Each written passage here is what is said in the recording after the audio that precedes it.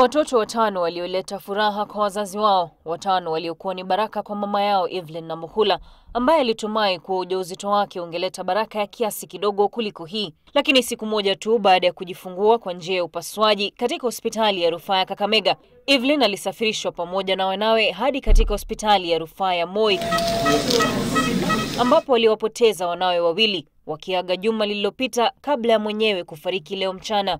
Kwa mujibu wa afisa mkuu mtendaji katika hospitali hiyo, Daktari Wilson Arwasa, Everlyn alikuwa akipokea matibabu ya moyo katika hospitali hiyo. Mother who was delivered, even if it is one baby, they have a very high risk of having the blood clots. Imagine a mother who delivered 5 by cesarean section, the risks are even higher. So deliberately we put her on treatment to prevent that for about 2 weeks when she was in the ward. Hata hivyo, asubuhi ya Jumapili, Everlyn alilalamika kuwa hawezi kupumua vizuri.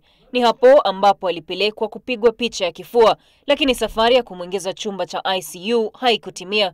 What the test shows is that the heart was enlarged with fluid around the heart and that the lungs also had fluid. Familia ya Everlyn kwa sasa inasubiri upasuaji wa maiti kubaini ni nini haswa kilichokatiza maisha yake. Everlyn amewaacha watoto 7 na mumewe. Raquel Muigai, Runinga Citizen.